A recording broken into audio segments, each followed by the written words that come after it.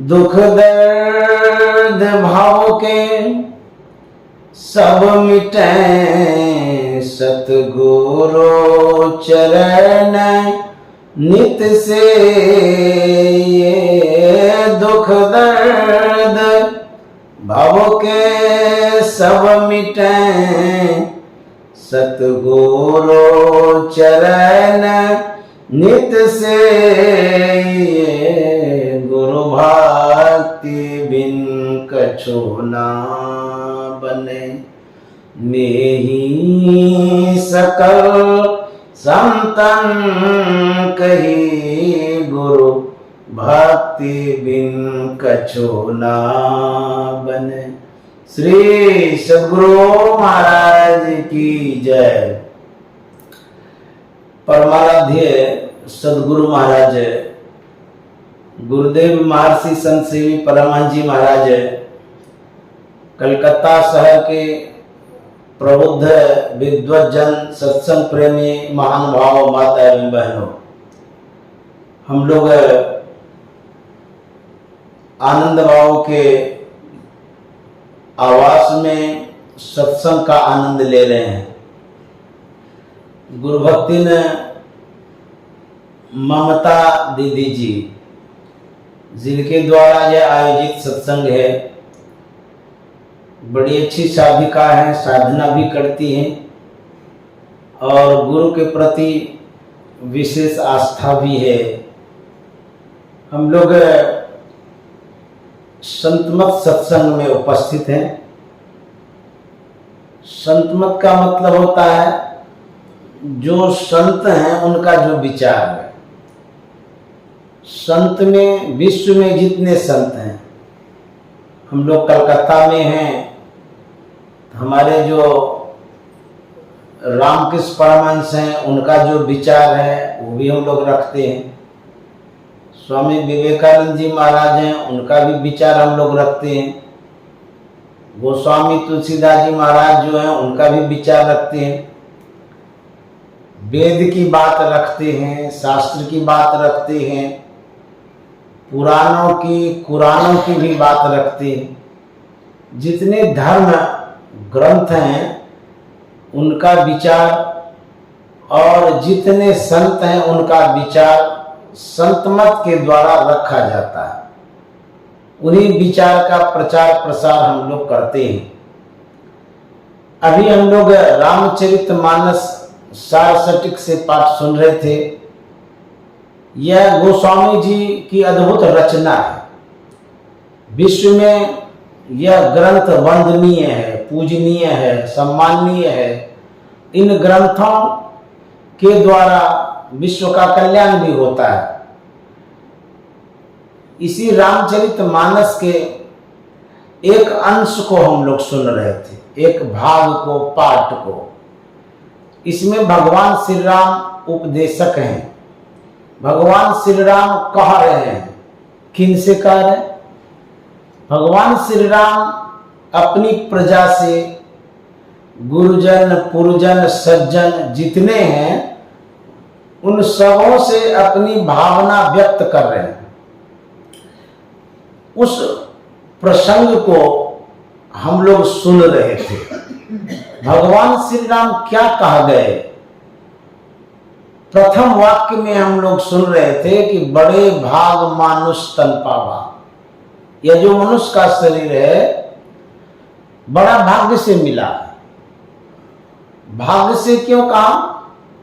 इसलिए कि यह मनुष्य का शरीर देवता को नहीं मिल सकता है। देवता भी यदि मनुष्य शरीर पाना चाहेंगे तो उनको नहीं मिलेगा जो शरीर हमको मिला है। बड़े भाग मानुष तन पावा, सुर दुर्लभ सब ग्रंथ है गावा। यह देवताओं के लिए दुर्लभ है। इसमें क्या खासियत है, क्या विशेषता है? कहते साधन धाम मोक्ष कर द्वारा। विशेषता यही है इस मनुष्य शरीर में वह व्यवस्था है जिस व्यवस्था के द्वारा परमात्मा को प्राप्त किया जा सकता है। अन्यथा शरीर तो बहुत है। बैल का शरीर, गाय का शरीर, घोड़ा का, हाथी का, बाघ का, सिंह का आदि बहुत शरीर हैं, उन शरीरों में जो प्राणी जो जीव है वो भगवत भजन नहीं करता है। किसी गाय को सत्संग करते देखें, किसी बाघ को झाल बजाते देखें, किसी हाथी को पूजा करते देखें, तो शरीर तो विशाल है, लेकिन उसमें विशेषता नहीं है जो विशेषता मानव में है। इस मानव को कहा गया है विवेकशील प्राणी। हम लोग विवेकशील प्राणी, जो जानवर है अविवेकशील है, उसमें विवेक नहीं है, भोग प्रधान शरीर उनका है, खाना पीना सो जाना सब काम है पशु समान आदि। कबीर साहब कहते हैं 184 भरमे के पाँव पे अटके आए, अब की पासा ना पड़े तो फिर 84 जाए। 84 लाख योनियों में हम चले जाएंगे। मनुष्य शरीर के अतिरिक्त जो योनियां हैं उन शरीरों को देख लीजिए कि कैसा, कितना दुखदायी शरीर है, कितना कष्टकर है। उन शरीर में यदि जाएंगे तो हमको भी दुख होगा। इसीलिए संत महात्मा कहते हैं कि भगवत भजन करना चाहिए। भगवान श्री राम के उपदेश में सुन रहे थे कि जाओ परलोक, यहां सुख चाहो। परलोक में यदि सुख चाहते हैं, इस लोक में सुख चाहते हैं, क्या करना होगा? सुनी मम वचन हृदय दृढ़ गम। भगवान राम कह रहे मेरे वचनों को सुनो और हृदय में धारण करो। क्या वो कह रहे हैं? कहता है यदि सुख चाहते हैं तो मेरी भक्ति करो। भगवान श्री राम की क्या भक्ति है? भगवान श्री राम कहते हैं प्रथम भगति संतन कर संगा, दूसरी रति मम कथा प्रसंगा। प्रथम भक्ति है संतों का संग। जरा सोचिए, भगवान श्री राम को तो कहना चाहिए प्रथम भगति राम कर संगा, प्रथम भगति हनुमान कर संगा, या प्रथम भगति शंकर कर संगा। ऐसा नहीं कहते हैं। वो रामचरितमानस में कहते हैं प्रथम भगति संतन कर संगा। यदि मेरी कोई भक्ति करना चाहते हैं तो संत के शरण में जाइए, संत के पास जाइए, सीधे मेरे पास आइएगा, मेरी भक्ति नहीं होगी, मेरी प्राप्ति भी नहीं होगी। संत के पास भेज दिए, क्योंकि संत शरण जो परा ताहि का लगा ठिकाना, और कहीं नहीं कुशल सकल बैराग चवाना। जो संत के शरण में जाते हैं उन्हीं का ठिकाना लगता है।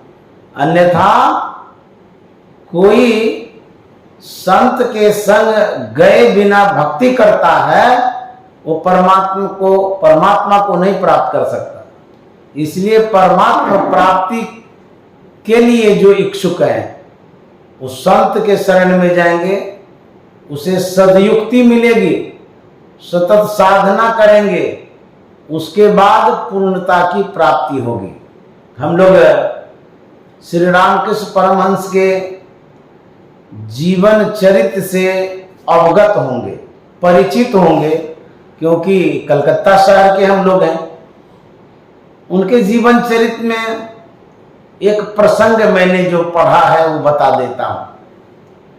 श्री रामकृष्ण परमहंस काली मां की उपासना करते थे, बहुत बड़े उपासक हुए, इतने बड़े उपासक कि काली मां से हो दर्शन करते थे, बातचीत करते थे। एक दिन की बात है, संत तोतापुरी जी महाराज आए। श्री रामकृष्ण परमहंस से उन्होंने कहा कि तुम हमसे ब्रह्म दीक्षा ले लो। श्री रामकृष्ण परमहंस ने कहा क्यों? बोले जब तक ब्रह्म दीक्षा नहीं लोगे तो ब्रह्म की प्राप्ति नहीं होगी। तो श्री रामकृष्ण परमहंस ने कहा था कि मैं काली मां से पूछ लूं, उनका जो आदेश होगा, उनकी जो आज्ञा होगी, तब मैं दीक्षा ले सकता हूं। तो बोले जाके पूछ लीजिए। गए, काली मां के पास आवाहन किए। काली मां साक्षात दर्शन देती है और बोलती है कि बेटा क्या चाहिए आपको, क्यों आपने आवाहन किया, क्यों बुलाया। श्री रामकृष्ण परमहंस ने कहा था कि माँ, एक संत आए तोतापुरी जी महाराज, वो हमसे कहते हैं कि तुम ब्रह्म दीक्षा ले लो तब ब्रह्म की प्राप्ति होगी। तुम्हारी क्या आज्ञा है, क्या आदेश है, तुम क्या कहना चाहती हो, क्या ब्रह्म दीक्षा की आवश्यकता है। काली माँ को तो यही कहना चाहिए, नहीं नहीं, जब हम दर्शन दे ही रहे हैं हम ब्रह्म का दर्शन करा देंगे। लेकिन उन्होंने क्या कहा, नहीं नहीं, वो संत जो कह रहे हैं तोतापुरी जी महाराज ठीक ही कहते हैं। जब हम सगुण साकार की उपासना करते हैं तो निर्गुण निराकार उपासना बाकी रह जाती है। निर्गुण निराकार उपासना के लिए संत के शरण में जाना जरूरी है, क्योंकि सगुण साकार उपासना में सुरलोक की प्राप्ति होती है, देवलोक की प्राप्ति होती है, स्वर्ग की प्राप्ति होती है, ब्रह्म की प्राप्ति नहीं होती है, ईश्वर की प्राप्ति नहीं होती है, मोक्ष और मुक्ति बाकी रह जाती है।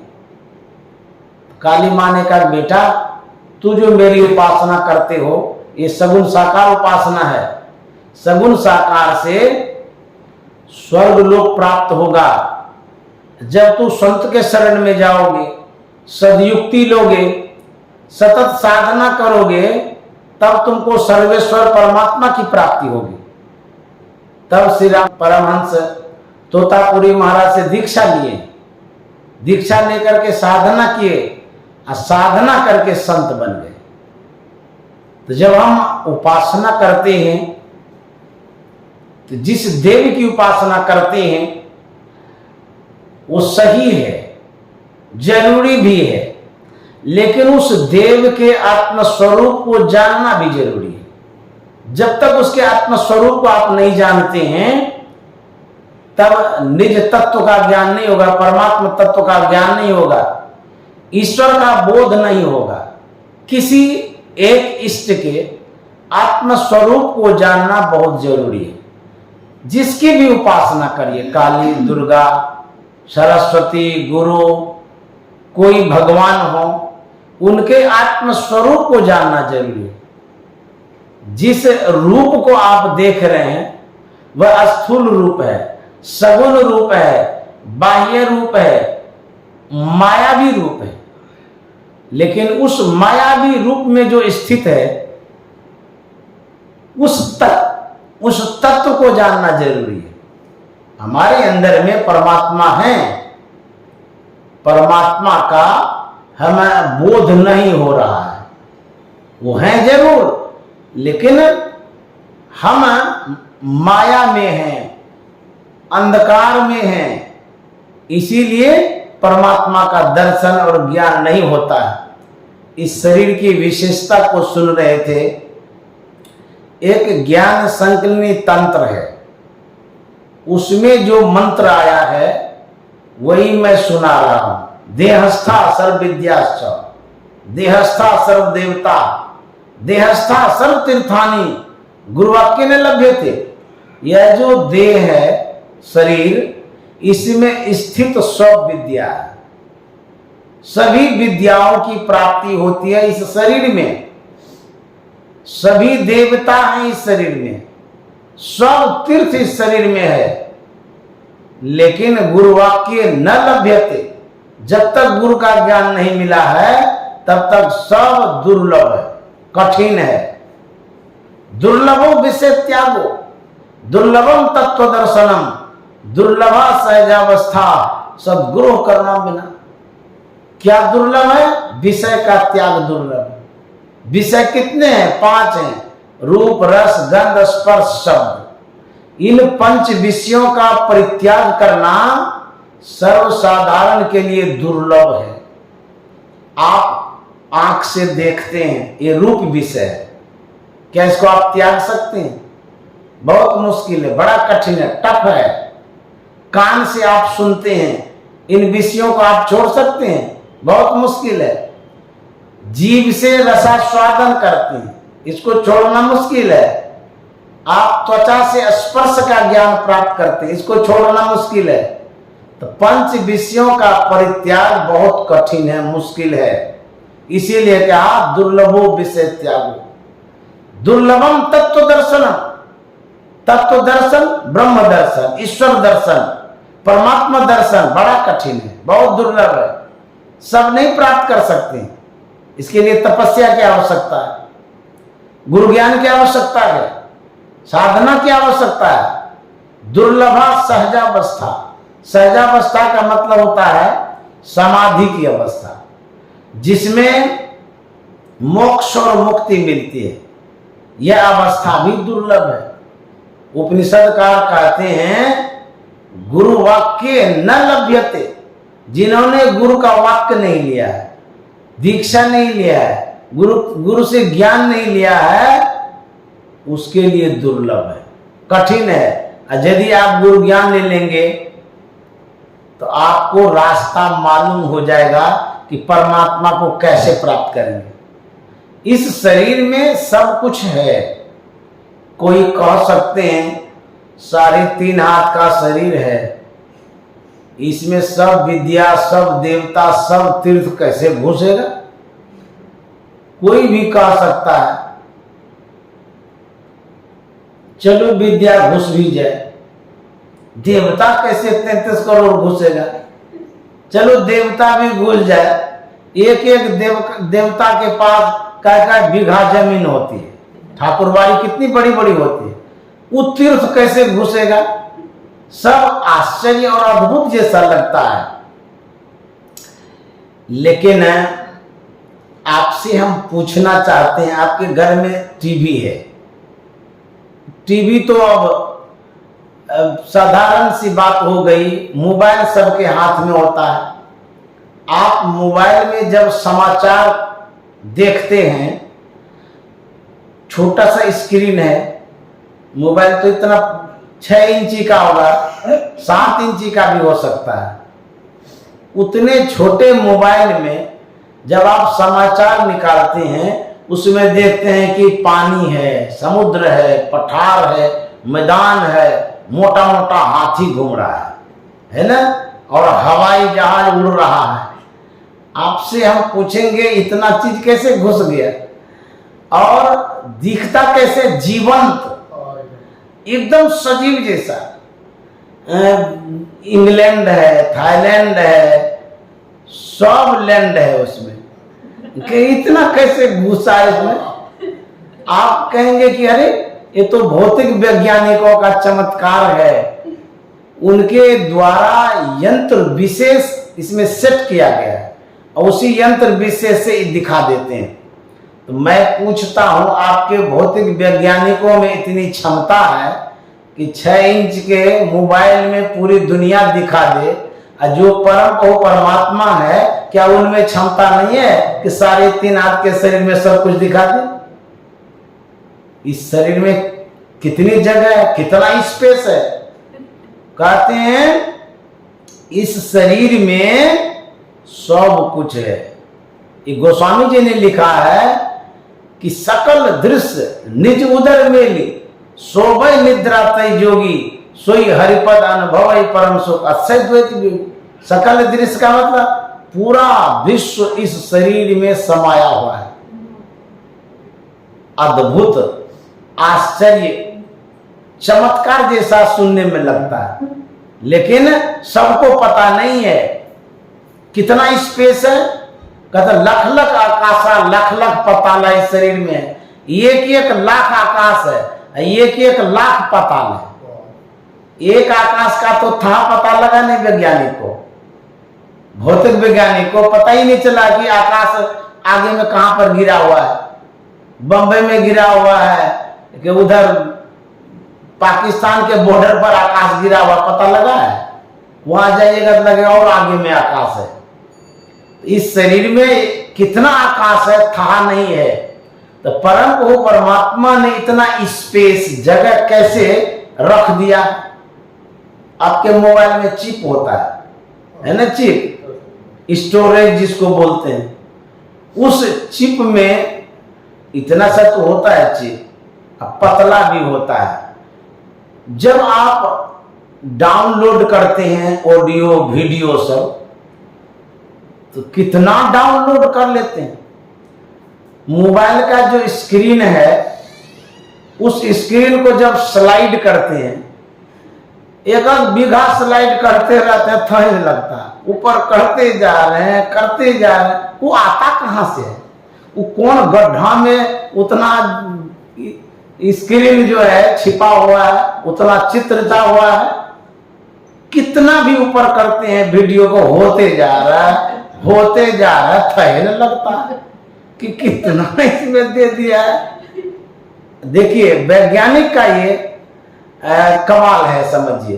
तो हमारे शरीर में भी चिप है, चित्त उसको कहते हैं।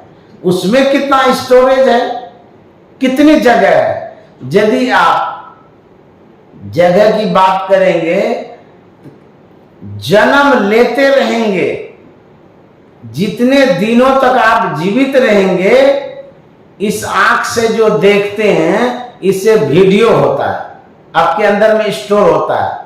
आंख जब से खुलती है तब से रिकॉर्ड शुरू हो जाता है, वीडियो ऑडियो सब, और स्टोरेज है इसके अंदर में। जैसे अभी हम बोल रहे हैं, घर जाइएगा तो याद रहेगा नहीं, तो जब तक स्टोर नहीं हुआ है तो याद कैसे रहेगा? अभी आप हमको देख रहे हैं, घर चले जाइएगा तो आंख बंद करके देखेगा, हम दिख जाएंगे, कल्पनाओं में, ख्यालों में, यादों में दिखते हैं ना। तो वो स्टोर होता है अंदर में। कितना होता है? जितना बार आप जन्म लेंगे वो होते रहेगा। ये जो स्टोर है ये भरता ही नहीं। कितना चिप है, कितना जीवी का चिप है, अनंत जीवी का चिप है। ये परमात्मा की विशेषता है, खासियत है। हमारे अंदर में इतनी क्षमता डाल दी है। समुद्र में आप जाते हैं, समुद्र में जो पदार्थ होता है, उन पदार्थों को प्राप्त करने के लिए हम यंत्र विशेष से प्रयास करते हैं। जैसे कि कोई जाता है, जाल फेंकता है, मछली ऊपर कर लेता है।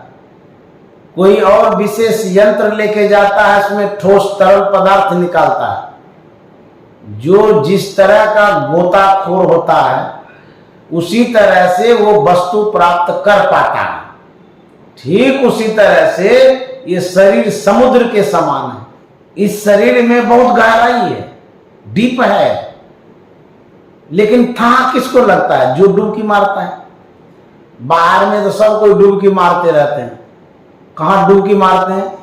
जब थाली सामने रहती है तो भोजन में डुबकी मारते हैं। दाल भात सब्जी दही चीनी रसगुल्ला में डूबे रहते हैं, नाक तक खाते हैं। बाहर भोजन में डुबकी लगाते हैं। बिग बाजार में जाते हैं, कपड़ा खरीदने में डुबकी लगाते हैं। ऐसा डूबते हैं निकलते ही नहीं है। कई घंटा तक बिग बाजार में घूम रहे हैं, निकलने का मन ही नहीं करता। लेना देना कुछ भी नहीं है, खाली डुबकी लगा रहे। समझ गए? वो विषय अच्छा लगता है घूमने में, खरीदने में, विषय में डुबकी लगाते हैं, अंदर में कहाँ डुबकी लगाते हैं। संत महात्मा कहता है, यदि भीतर घुसिएगा इस शरीर में बहुत कुछ है। तो यही संत महात्मा बतलाते हैं कि शरीर में शोध करिए, खोज करिए, आंख बंद करके खोजिए इस शरीर में क्या क्या छिपा हुआ है। अच्छा, आप डॉक्टर के पास जाते हैं, डॉक्टर साहब आपके शरीर का एक्सरे करता है। कहीं हड्डी फ्रैक्चर है, एक्सरे करके बताता है। यहां तक कि मुंह के द्वारा भी मशीन डालता है। भीतर पेट का भी एक्सरे लेके बताता है कि आपके पेट में कहां गड़बड़ी है। अच्छा, डॉक्टर साहब से कहिए कि डॉक्टर साहब आप तो सब जगह एक्सरे करिए लेते हैं, पूरे बॉडी का करते हैं, एक बार मन का एक्सरे लेके बताइए। अच्छा, मन है कि नहीं है ना मन? ये तो सत्य है कि मन है। तो उनको कहिए कि हम ट्रिपल फीस देंगे, 3 गुना। मन का एक्सरे लेके बता दीजिए, वो टेढ़ा है कि बोका है कि छोटा है कि मोटा है कि क्या है, कहाँ है वो क्या कह गए? पागल आदमी। अच्छा, आप पागल हैं कि डॉक्टर पागल है? अब बुझिए तो जब मन है तो एक्सरे क्यों नहीं लेता है? तो डॉक्टर के पास वह यंत्र अभी तक विकसित नहीं हुआ है, बन भी नहीं किया है कि मन का भी एक्सरे ले। लेकिन संत तो जानते हैं, मन की जाने सब गुरु कहाँ छिपावे। संत मन को जानते हैं लेकिन डॉक्टर मन को नहीं जानते। तो बड़े तो संत हो गए, इसलिए कहे सबसे बड़े हैं संत। दूसरा नाम है तीजे 10 अवतार तिन्हें प्रणाम है, ब्रह्मा विष्णु महेश सकल अवतार है। अरे हरे पलटू सबके ऊपर संत मुकुट सरदार। शरीर के अंदर की शोध संत करते हैं और शरीर के बाह्य तल पर खोज डॉक्टर करते हैं, वैज्ञानिक करते हैं। इसीलिए संत महात्मा कहते हैं आपके शरीर में जो अद्भुतता है उसको भी जानिए, आपके शरीर में जो विशेषता है उसको जानिए। इस शरीर बहुत महत्वपूर्ण है, ये शरीर साधारण नहीं है। इसलिए इस शरीर में कहते हैं डुबकी मारी समुद्र में, निकसा जाए आकाश, गगन मंडल में घर किया हीरा पाया दास। इस शरीर में डुबकी कौन लगाता है? साधक लगाते हैं, और कोई नहीं लगा पाते। हम लोग रोज सोते हैं, उठते हैं, तो जब उठते हैं तो संसारी में घूमते हैं, भीतर तो जाते ही नहीं। जागृत की अवस्था में जीव का वासा आंख में होता है, स्वप्न की अवस्था में जीव का वासा कंठ में होता है, और गहरी नींद में जब होते हैं तो हृदय में वासा होता है। हम रोज जागृत में आते हैं, स्वप्न में जाते हैं, फिर हृदय में गहरी नींद में जाते हैं। तो हमारी जो गतियां होती है आंख से नीचे की ही होती है, लेकिन हमारी गतियां ऊपर होती ही नहीं है। ये शरीर का 2 पार्ट है, एक है पिंड, एक है ब्रह्मांड। पिंड आंख से नीचे है और ब्रह्मांड आंख से ऊपर है। तो जीव जो है आंख तक तो आता है और फिर नीचे चला जाता है। यही हमारा आना और जाना होता है। तुलसीदास जी महाराज कहते हैं 3 अवस्था तजौ भजौ भगवंत, मन क्रम वचन अगोचर व्यापक व्यापनन्य। ये जो 3 अवस्था है, जागृत स्वप्न सुषुप्ति, 3 अवस्था हो गया। इन 3 अवस्थाओं से ऊपर उठने का है। जब तुरीय में जाएंगे, जब आज्ञा चक्र में जाएंगे, तब आपको निज ज्ञान होगा, आत्मज्ञान होगा, अपना ज्ञान होगा। एक बार कलकत्ता के कोई सज्जन कुप्पा घाट गए थे, बिहार भागलपुर में हम लोग का गुरु जी का आश्रम है, दर्शन करने के लिए गए थे। शाम का समय था। उन सज्जन से गुरुदेव महर्षि संतसेवी जी महाराज ने पूछा आप कहाँ से आए हैं? सज्जन ने कहा कि मैं कलकत्ता से आया हूँ। पुनः गुरुदेव पूछते हैं कि कलकत्ता में रामकृष्ण परमहंस को जानते हैं? बोले हाँ, उसको कौन नहीं जानते, सबको ही जानते हैं। पुनः पूछते हैं कि विवेकानंद जी महाराज को जानते हैं? बोले हाँ, उनको भी जानते हैं, वो तो विश्व विख्यात हैं। फिर गुरुदेव कहते हैं कि रामकृष्ण परमहंस कितने पढ़े थे, विवेकानंद जी महाराज कितने पढ़े थे? सज्जन ने कहा कि विवेकानंद जी महाराज तो बीए किए हुए थे, उन दिनों का बीए बहुत मायने रखता है, और रामकृष्ण परमहंस ने पढ़े लिखे नहीं थे। फिर गुरुदेव ने पूछा कि जब विवेकानंद जी महाराज बीए किए हुए थे और रामकृष्ण परमहंस कम पढ़े लिखे थे, इतने पढ़े लिखे को कम पढ़े लिखे के पास जाने की क्या आवश्यकता पड़ी, क्यों गए? अब वो सज्जन चुप हो गए। फिर गुरुदेव ने बताया था विवेकानंद जी महाराज को भौतिक ज्ञान था, रामकृष्ण परमहंस को अध्यात्म का ज्ञान था, विवेकानंद जी महाराज को आंख का ज्ञान था और रामकृष्ण परमहंस को आंख के भीतर का ज्ञान था। विवेकानंद जी महाराज को अंधकार का ज्ञान था, रामकृष्ण परमहंस को प्रकाश का ज्ञान था। विवेकानंद जी महाराज को पिंड का ज्ञान था, रामकृष्ण परमहंस को ब्रह्मांड का ज्ञान था। तो जब विवेकानंद जी महाराज रामकृष्ण परमहंस के पास गए तब उनको भी अंतर का ज्ञान हुआ। भौतिक विद्या के साथ अध्यात्म विद्या की आवश्यकता है। इसलिए संत के शरण में जाना जरूरी है, तब इस विद्या को समझेंगे, अन्यथा बात समझ में नहीं आएगी। तो हम लोग मनुष्य शरीर की उपादेयता विशेषता को सुन रहे थे। ये जो जीवन है बड़ा क्षणभंगुर है, जीवन थोर भयाभव भोर, कहाँ धन जोर करोड़ कमाए, जीव दया कर साधु की संगति, पाए अभय पद दास कहाए, जासन कर्म छिपावत हो, सो तो देखत है घट में घट छाए, बेगी धरो धरनी सरनी, न त आवत काल कमान चढ़ाई। यह जीवन कितना क्षण पर है, पांव पलक की सुधि नहीं, करे काल का साज, काल अचानक मारसी जो तीतर को बाज। अचानक मौत हो जाएगी, संसार से चले जाएंगे, तब क्या होगा? कहते हैं जीव जो यहां से जाता है, जाने का 3 मार्ग है, रास्ता। ये गोस्वामी जी ने कहा, रामायण में लिखा हुआ है, स्वर्ग नरक अपवर्ग निसेनी, निसेनी में सीढ़ी, रास्ता जिसको कहते हैं। 3 रास्ता बना दिया गया है, एक स्वर्ग का, एक नरक का, एक मोक्ष का। 3 तरह का आदमी 3 रास्ते पर जाते हैं। 3 क्यों बना दिए? जो अनर्थ अन्याय इस संसार में गला घोटने का काम करते हैं, जो पाप करते हैं, दूसरों को सताते रहते हैं, परेशान करते रहते हैं, पीड़ा पहुंचाने वाला जो भी व्यक्ति होगा उसके लिए रास्ता है नरक। ये गोस्वामी जी ने कहा नरक चले जाएंगे वो। दूसरा, जो पूजा करते हैं, पाठ करते हैं, परोपकार करते हैं, पुण्य करते हैं, धर्म करते हैं, लोक हित में जो लगे रहते हैं, उनको स्वर्ग होगा। उसके बाद जो साधना करते हैं, ध्यान करते हैं, वह मोक्ष और मुक्ति को प्राप्त करेगा। इसीलिए 3 रास्ता बना दिया गया है। कबीर साहब ने कहा है, दीवाने मन भजने बिना दुख पई हो, दीवाने मन भजने बिना दुख पई हो।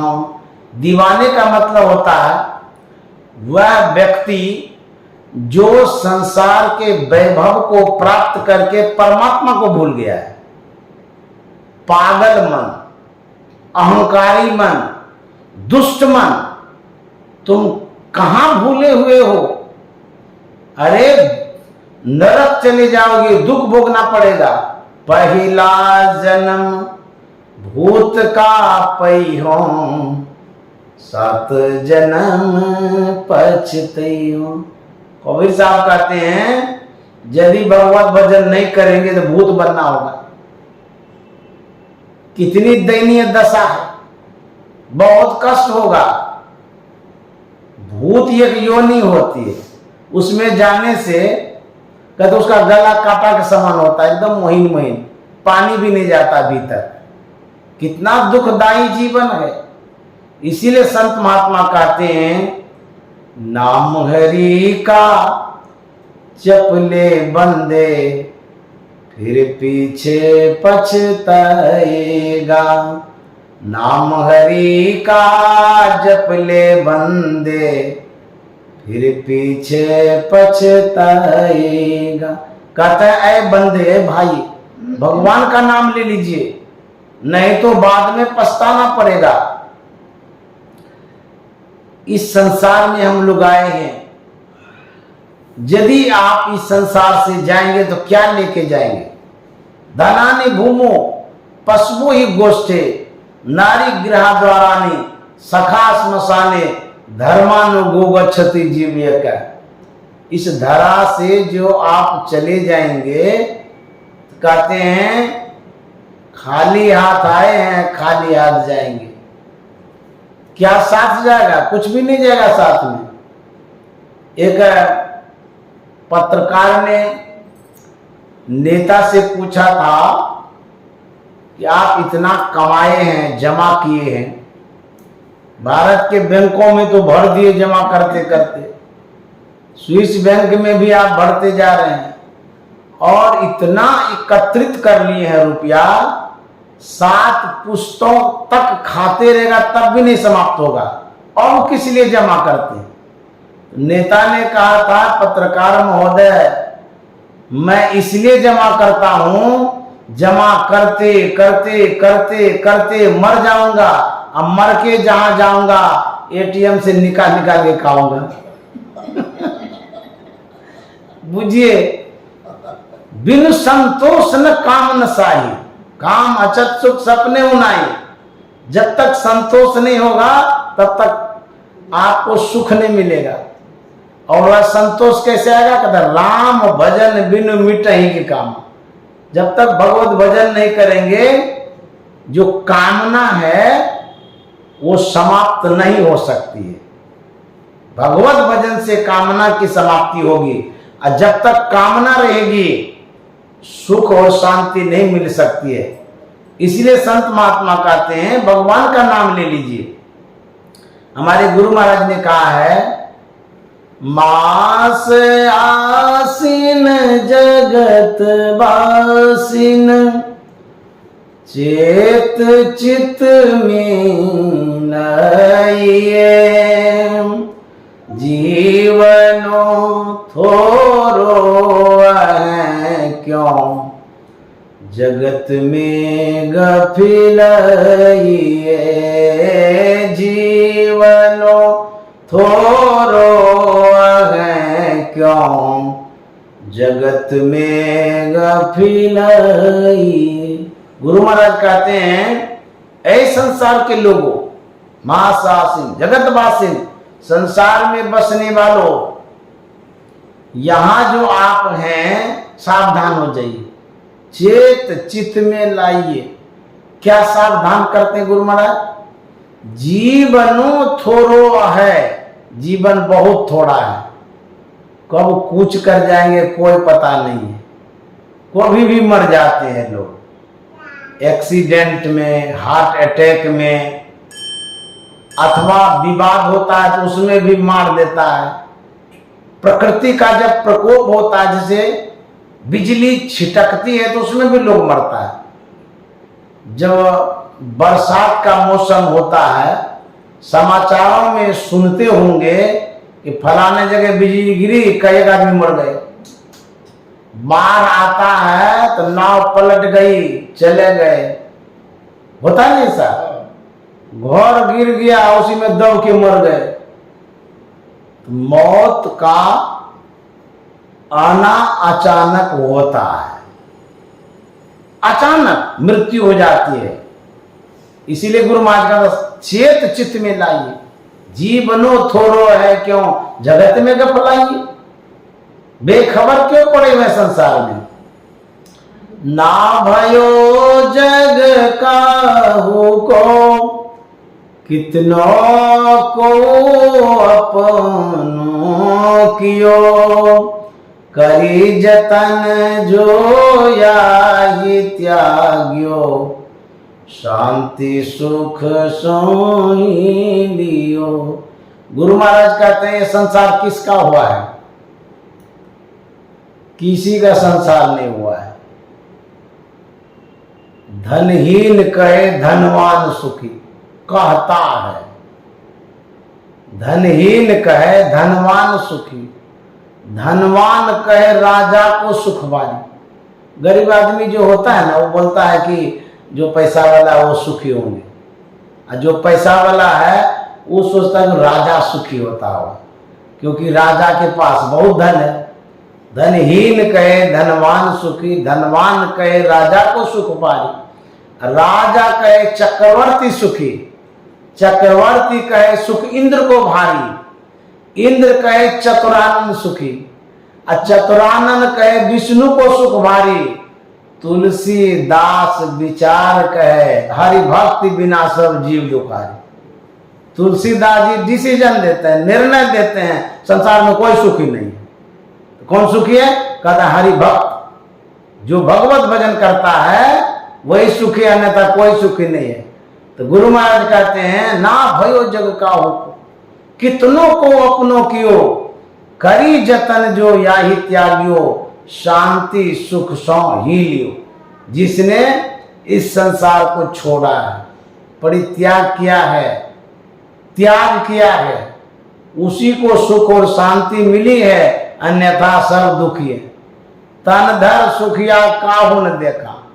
कबीर साहब कहते हैं मैंने शरीर धारण करने वाले को सुखी देखबे नहीं किया है, चाहे वो मानव हो या जानवर हो।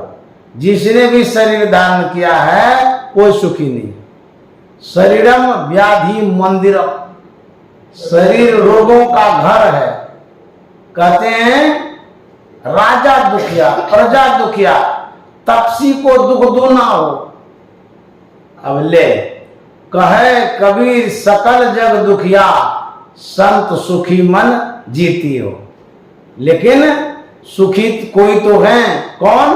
कहता संत, जिसने मन को जीता है, मन पर जिसने विजय प्राप्त किया वही सुखी है, अन्यथा सब दुखी है। एक जगह कबीर साहब कहते हैं सुखिया सब संसार, खावे और सोवे हो। कोई फिक्र है? खूब खाता है, घोलटते रहता है। सुखिया सब संसार, खावे और सोवे हो, और दुखिया दास कबीर, गावे और रोवे हो। ये भी संत महात्मा कहता है। संसार के लोगों को गम है, अरे एक दिन मरना है ये है। कहते हैं कि कर्ज लेकर के घी पियो, खूब खाओ, मर जाएंगे एक दिन। संत महात्मा दुखी है कि आवागमन में पड़ जाएंगे, बहुत कष्ट होता है नरक में। चिंता तो संत को है, निश्चिंत तो सर्वसाधारण है। खूब खाता है, संसार में घूमता है, एंजॉय करते रहता है, कोई चिंता नहीं है, खूब घूमता फिरता रहता है, आनंद उठाता है, बाह्य आनंद। यह जो संसार है बड़ा रमणीक है, आकर्षक है, मन को मोहता है, मन को आकर्षित करता, खिंचाव हो जाता है संसार की ओर, विषय की ओर। इसी में लोग भूल जाता है।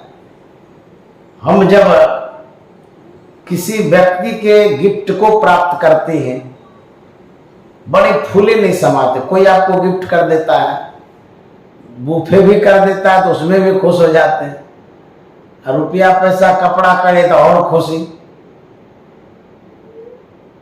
जो परम प्रभु परमात्मा ने गिफ्ट प्रदान किया है, मनुष्य का शरीर, ये कितना बड़ा गिफ्ट है। गोस्वामी जी ने कहा है हरि तुम बहुत अनुग्रह किन्नो, बहुत अनुग्रह किन्नो, हरि तुम बहुत अनुग्रह किन्नो। किस मायने में?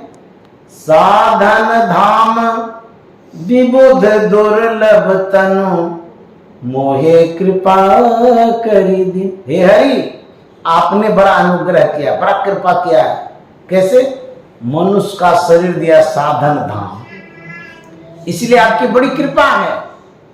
परमात्मा से विशेष कृपा कोई नहीं कर सकता है। भगवान का गिफ्ट जो है ना बहुत बढ़िया है। इतना सुंदर शरीर दिया है, सजा के भेजा है, एको बार नाम नहीं लेता है। नाम नहीं लेंगे तो भगवान सब जान रहे हैं, समझ गए। अब की बार आपको आंख दे दिया है, संत महात्मा का दर्शन नहीं करेंगे, दूसरे जन्म में आंख का दोनों शटर बंद। जाओ ताकते हो तो आंख बंद करके ताक, दोनों आंख शटर बंद। अब की बार भगवान का नाम नहीं लेंगे, मुंहों का शटर बंद कर देंगे। अब खाओ, अब बोलो कैसे बोलते हो, समझ गए। यदि भगवान का नाम नहीं सुनेंगे, सत्संग नहीं सुनेंगे, कान का भी शटर बंद करें। उनके पास बंद करने का भी ऑप्शन है ना। इसीलिए अब की बार खूब नाम ले लीजिए, भगवान का भजन कर लीजिए। भगवान ने कितना सुंदर शरीर दिया है, कितना गिफ्ट दिया है। तो मनुष्य का शरीर मिला है इसको भगवत भजन में लगाना चाहिए। हमारे गुरु महाराज थे, जब वो रामचरितमानस पढ़ रहे थे, एक पद को उन्होंने पढ़ा, दे धरे कर यह शोभाई, भजिए राम सब काम भी आई। शरीर धारण करने का यही फल है कि सब काम छोड़ करके भगवत भजन करना चाहिए। और यदि भगवत भजन नहीं करेंगे तो यह शरीर निरर्थक हो जाएगा, बेकार हो जाएगा। आप जरा सोचिए, गाय के गोमत से आप अपने जीवन में काम में लाते हैं। गाय का गोमत काम में आता है, गोबर काम में आता है। जब गाय मर जाती है तो चमड़ा हड्डी काम में लाते हैं ना। हम मानव कहलाते हैं, हमारा कौन सा अंग मरने के बाद काम में आता है? चमड़ा काम में आता है, हड्डी काम में आता है, क्या काम में आता है? तो तब तो हमसे अच्छा गाय है, मरने के बाद भी वो काम में आती है। और हम यदि जिंदा में भी काम नहीं आवे, इसका कोई जीरा मरीच चटनी नहीं बनेगा। जब तक जीवित हैं तब तक सैल्यूट करता है, सलाम करता है और प्रणाम करता है। और जब शरीर छूट जाएगा तब क्या हाल होगा? पांचों नौबत बाजती, होत छत्तीसो राग, सो मंदिर खाली पड़ा, बैठन लागे काग। कौवा बैठेगा इस शरीर पर। और ये जो सलाम ठोकता है कोई, ये जो सिर है, यदि संत के चरणों में नहीं झुकाएंगे, इस सिर पर कुत्ता पेशाब करेगा शरीर छूटने के बाद। जा दिन मन पंछी उड़ जई हैं, ता दिन तेरे तन तरवर के, अरे सभे पात झर जई हैं, जा दिन मन पंछी उड़ जई हैं। जिस दिन मन रूपी पंछी उड़ जाएगा, इस शरीर की क्या गति होगी? गाछ काटने के बाद पतझड़ हो जाता है, शोभाहीन हो जाता है। ठीक उसी तरह से शरीर छूटने के बाद इसको कोई नहीं पूछेगा। क्या दुर्दशा होगी? घर के कहत सवेरे का हो, अरे भूत हो या घर खई। वाह, क्या रिलेशन है, क्या संबंध है, क्या दोस्ती और मित्रता है। यही मित्रता है। अभी आपके पति पड़े हुए हैं, पत्नी पड़ी हुई है, या परिवार के कोई सदस्य पड़े हुए हैं, कहता जल्दी निकालो। भाई क्यों निकालने के लिए? कहते रहने दीजिए। नहीं नहीं, घर के कहत सवेरे का हो, क्यों? भूत हो ये घर खई। जब तक सांस है तब तक आस है, और सांस निकल गई सब फूस फास है। समझ गए? सब बेकार हो जाएगा। जगत में झूठी देखी प्रीत, नानक साहब कहते हैं, जगत में झूठी देखी प्रीत, अपने ही सुख सौ सब लागे, क्या दारा क्या मीत, जगत में झूठी देखी प्रीत। नानक साहब कहते हैं सब झूठे है, झूठे में सब बजे हुए। ये जो प्रेम है, जो नाता रिश्ता संबंध है, सब झूठे है। अपने ही सुख सौ सब लागे, सब स्वार्थ के चेड़े। आपसे कुछ प्राप्त हो रहा है तब तो गठबंधन किया।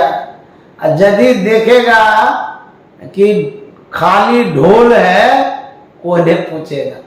पॉकेट में जब रुपया रहता है ना, सब सलाम ठोकता है, सब कहता हम आपके साथ हैं ना, मदद करेंगे। और जब देखेगा एक रुपया नहीं है, मुंह फेर लेगा। आप जाएंगे पूरा हो जाएगा पसीन, सब रुपये का यार है। जब लग पैसा गांठ, यार संगे संग डोले। पैसा रहे न गांठ, यार मुखते नहीं बोले। यार कैसा होता है? हम लोग जब बच्चे थे, पढ़ते थे, जो गुपचुप खिलाता था उससे दोस्ती कर लेते थे। खाने वाला फ्रेंड होता है, दोस्त होता है। और जब नहीं खिलाएगा तो कोई दोस्ती नहीं। कैसा दोस्त है वह। जगत में झूठी देखी प्रेम, नानक साहब कहते हैं सब झूठे प्रेम, सब स्वार्थ का ये साथी सब है। तो संत महात्मा कहते हैं कि उस दिन, जिस दिन शरीर छूटेगा, कोई नहीं पूछेगा, आपकी सांसें निकल जाएगी, संपत्ति यहीं रह जाएगी। वहां से क्या तू लाया बंदे, और यहां से क्या ले जाएगा। वहां से क्या तो कहां से, वहां से मतलब कहां से, जब आप इस धरा धाम पर अवतीर्ण नहीं हुए थे, जन्म नहीं लिए थे, तो कहां थे? मां के पेट में। कहेंगे मां के पेट में कोई धन संपत्ति थोड़ा रहता जो लाएंगे वहां कहां कुछ था जो हम हाथ में ले आते वहां से मतलब उसके पहले भी जहां थे। वहां से क्या तू लाया बंदे, और यहां से क्या ले जाएगा। जब आप आए थे कुछ नहीं लाए थे, यहां से क्यों ले जाना चाहते? ये आपका क्या है, यहां से ले जाना चाहते हैं? जब लाए ही नहीं साथ में, ले जाने का क्यों मन में होता है? बड़ा चालू आदमी है, लाते कुछ नहीं है, ले जाने समय ढेरी पोटली बांध लेंगे। देखिए तो कैसा लालची सब आदमी होता है। परमात्मा कहते हैं नहीं ले जाने देंगे। कैसे ले जा सकता है तू? और यदि ले जाएगा, मान लिया जाए बूढ़ी है, उसके पास कई बहू है, कान में, नाक में, गले में सोना हीरा पहन रखी है, अचानक हार्ट अटैक हो गया, जिस बहू की नजर पड़ेगी, कान काट के पहले वो हीरा निकाली, सोचेगी तो मरिए न गई है, अब क्या काम आएगा। और दूसरे की नजर पड़ जाएगी तो पहले वही काट काट के सब निकालेंगे। कान कटाना होगा, नाक कटाना होगा तो पहन के रखिए। तो कहते हैं यदि आप ले जाना चाहते हैं, वो भी तो छीन लेता है, ले लेता है परिवार वाले। अच्छा, यदि परिवार वाले नहीं भी ले, अग्नि संस्कार जब होगा उस समय सब स्वाहा, वहां सब जला दिया जाता है। क्यों? आप लाए नहीं थे, यहां से कैसे ले जाइएगा? परमात्मा ने नियम बना दिया है, खाली हाथ आए हैं खाली हाथ जाएंगे। वहां से क्या तू लाया बंदे, और यहां से क्या ले जाएगा। मुट्ठी बांधे आया जग में, हाथ पसारे जाएगा। मुट्ठी बांधे आया जग में, हाथ पसारे जाएगा। नाम हरि का जप ले बंदे, फिर पीछे पछ। कबीर साहब कहते हैं नाम ही साथ जाएगा। क्यों ऐसा कहते हैं कि नाम साथ जाएगा? नाम भगवान का जो लेते हैं, यह एक संस्कार है। संस्कार इस जीव पर पड़ता है, अच्छा या बुरा, यही संस्कार साथ जाता है और कुछ नहीं जाएगा साथ में। यह करता क्या है? गुरु महाराज ने कहा यदि जीवन पर्यंत आप भगवत भजन सत्संग करते रहेंगे, मोक्ष मिले ना मिले, मनुष्य का शरीर अवश्य मिलेगा। ऐसा उत्तम संस्कार। और क्या होगा? मरने के समय सद्गति होगी, अच्छी गति होगी। इसलिए भजन की आवश्यकता है, सत्संग की आवश्यकता है। जो कोई ध्यान करते हैं, सत्संग करते हैं, इस शरीर की भी अच्छी गति होती है, जीव की भी गति होती है अच्छी, मरने के बाद भी। यदि इस लोक में और परलोक में सुख चाहते हैं तो भगवान श्री राम ने कहा ना भगवत भजन करिए। जिंदगी सुधार बंदे, यही तेरो काम है। जिंदगी सुधार बंदे, यही तेरो काम है। जिंदगी सुधार बंदे।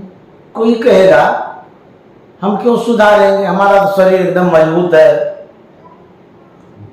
बहुत स्वस्थ है, हट्टा कट्टा है, पहलवान जैसे हम हैं, फिर सुधारने की क्या बात है? जिसे आप जिंदगी समझ रहे हैं शायद वह जिंदगी नहीं है। जिसे सुधारने की आवश्यकता है उसे संत महात्मा सुझा रहे हैं कि वो जिंदगी कैसी है। शरीर आपका स्थूल है, इस स्थूल शरीर में जीवात्मा है, वही आप हैं। वो कैद हो गया है, अंधकार में है, आवागमन में पड़ जाता है। आपको अंधकार में यदि 6 महीना तक छोड़ देगा तो कैसा लगेगा? जहां बिजली बत्ती कुछ भी नहीं है, नरक जैसा लगेगा। यह जो जीव है कितने दिनों से कैद है इस शरीर में, अंधकार में पड़ा हुआ है, इसी को सुधारना है। जिंदगी सुधार बंदे मानुष की देह पाई, हरि से नेह लाई, विषयों के जाल माही, फसिया निकाम है। जिंदगी सुधार बंदे। जो सुनेंगे ही नहीं तो समझेंगे नहीं, जो समझेंगे नहीं तो करेंगे क्या? तो सुनने की बड़ी आवश्यकता है। यह जो आयोजन ममता दीदी ने किया, सराहनीय किया है। कम से कम जितने लोग बैठे हैं उतने लोग तो लाभ ले रहे हैं। धीरे धीरे सबका सुधार होगा। जहां जहां लोग जाएंगे वहां भीड़ लगी हुई है। कहाँ? जो सत्संग भजन नहीं करेंगे, नरक जो जाएंगे, वहां भी अभी जगह नहीं है। स्पेस खाली होगा नरक का, तब न जाएंगे। तब तक यहाँ घोलटते रहिए। समझ गए? सत्संग भजन नहीं सुन रहे हैं ना, हाँ, वहां पर जगह खाली होगा, धीरे धीरे ले जाएंगे। हाउसफुल हो गया अभी। तो कहते हैं यदि आप वीआईपी कोटा में जाना चाहते हैं, ट्रेन में भी तो होता है, A1 का ऐसी होता है ना, उसमें जाते हैं, कितना सेपरेट रहता है, आराम से सोते रहते हैं रईस के तरह। उसी तरह से आए हैं सो जाएंगे। कौन कौन जाएंगे? राजा रंक फकीर। तो जाएंगे कैसे? एक सिंहासन चढ़ी चले, एक बंधे जा जाएंगे। कहेंगे ये तो दो तरह का बात कर दिए, सिंहासन पर चढ़ के क्यों जाएगा कोई, ये वो बांध के क्यों ले जाएंगे? आप ट्रेन से जाते हैं, एसी में टिकट कटाते हैं, एक के वो सीट न रहता, लंबा लंबा खूब घुलटते हैं ना। अच्छा, जो कोई जनरल बोगी में जाता है, लटक लटक के जाता है, बेचारे को तो खड़े रहने का भी जगह नहीं। अब वो कहेगा कि हम क्यों इतना कष्ट से हैं, तो तू कमाया ही नहीं है, एसी का टिकट कटाया ही नहीं है, तो लटक के जेबे करेगा। तो जो कमाता है वो सुख भोगता है। उसी तरह से ये जो नाम रूपी धन है, जो कमाएंगे सम्मान के साथ जाएंगे। मुझे एक बार गुरुदेव ने सत्संग के निमित्त सेंट्रल जेल में भेजा था। जब मैं गया था, वहां जो व्यक्ति थे, सिपाही कर्मचारी, स्वसम्मान हमको अंदर ले गए, और जो कैदी सब था बहुत सम्मान किया। फिर सत्संग करके जब आने लगे, बड़ा सम्मान से बाहर कर दिया। हमको जिस तरह से ले गया अंदर, जिस तरह से बाहर किया, उसी स्थान पर जो चोर है, बदमाश है, कैदी है, क्या इसी सम्मान से ले जाता है? लतिया के ले जाता है, लात जूता देता है, मारते मारते अंदर घुसाता है कि नहीं?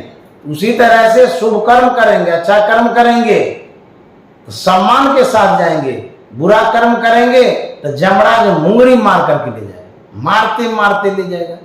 वो भी कहाँ ले जाएगा? नरक की ओर ले जाएगा। इसीलिए कहते हैं गुरु की शरण जाओ और प्रभु का स्वरूप ध्याओ, ब्रह्मानंद मोक्ष पाओ, सब सुख धाम है, जिंदगी सुधार बंद। मोक्ष में सब सुख धाम है। नरक में सब दुख धाम है, कूटता वहां पर है, लूटता है, खूब मारता है नरक में। लेकिन स्वर्ग में सब सेवा में तैयार रहता है। गुरु की शरण जाओ, प्रभु का स्वरूप ध्याओ, ब्रह्मानंद मोक्ष पाओ, सब सुख धाम है, जिंदगी सुधार बंदे। अभी हम आप बैठे हैं, अच्छा लगता है ना? कोई दुख कष्ट हो तो बोलिए, मेरी बातों से कहीं ठेस लगी हो। यही स्वर्ग है, इसी को मोक्ष धाम कहते हैं। कितना अच्छा लगा, इसी में रहेंगे रमे हुए।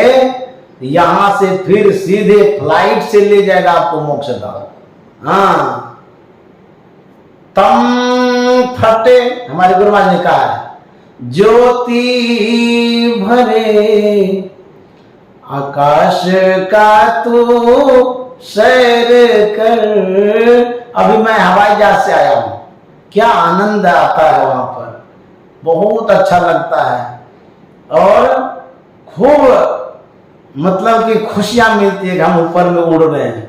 तम फटे ज्योति भरे आकाश का तू सैर कर, और शब्द अनहत सारे में मिल, लहले सत पद को सही, सुख मन के जीना। एक हवाई जहाज अंदर में भी है, साधु महात्मा उड़ते रहते हैं, उसका स्पेशल वायुयान है, समझिए। लैंडिंग कहाँ होता है उसका अलग बना हुआ है, ये बाहर में नहीं वो गिराते हैं हवाई जहाज को, अंतर ही अंतर बिंदु के रास्ते से उड़ाते रहते हैं और पूरा शब्द के मार्ग से उसकी फ्लाइट चलती रहती है ना।